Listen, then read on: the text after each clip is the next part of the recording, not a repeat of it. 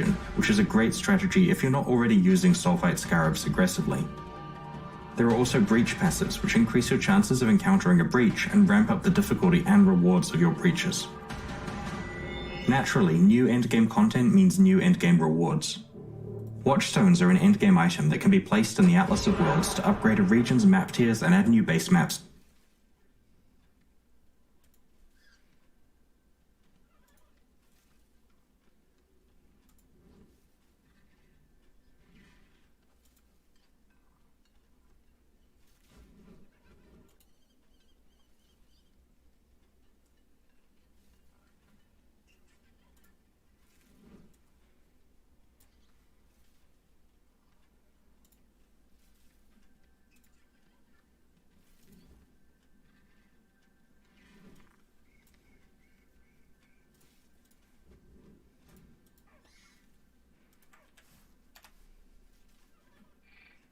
Mod pool, but there's also a shared mod pool that they all draw from.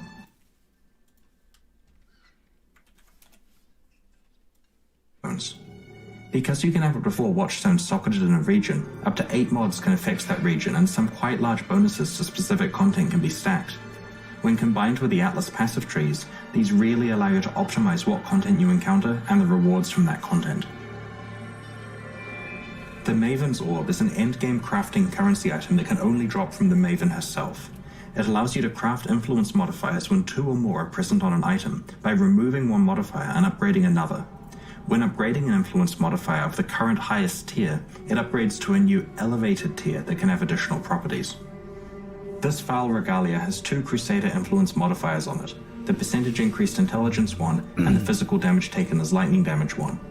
When we apply a Maven's Orb to it, it randomly removes one of these mods and upgrades the other one to become an elevated influence mod. In this case, it upgraded the increased intelligence mod to also have +1 to the level of socketed intelligence gems. The other influence mod was removed. This opens up a mod slot, of course, so it's now possible to add another mod to it. Let's YOLO exalt it for good measure. Maven's Orb crafting is only going to be performed by the upper echelons of elite players, and pushes the boundaries of the best items that are possible in Path of Exile. One of the things that players look forward to in an endgame Path of Exile expansion is new maps to play. In Echoes of the Atlas, we have added 11 new types of maps to the Atlas of Worlds, covering a wide variety of environments. And of course, each comes with its own challenging boss fight. Let's have a look at 4 of these new tile sets.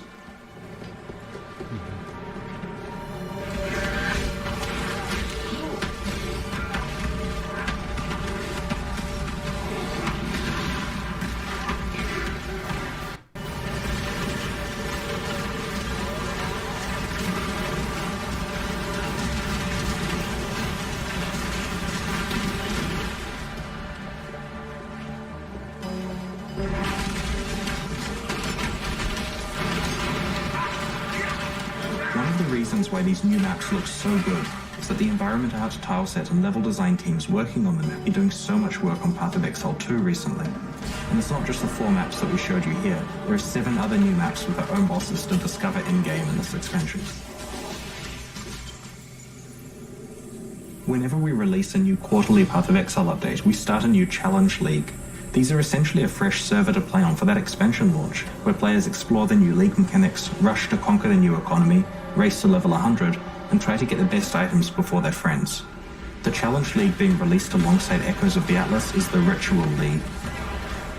In the Ritual League, you'll discover several mysterious altars in each area you explore. Slay the monsters at the ritual site and then activate the altar to initiate the ritual. When it begins, you'll be enclosed within the ritual circle and will have to face off against both the onslaught of monsters you've just slain and also the specific powers of that altar.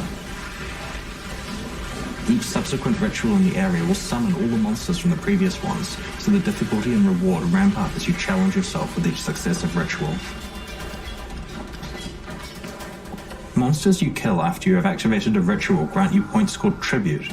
At the end of each ritual, you'll have an opportunity to spend this tribute on various reward items.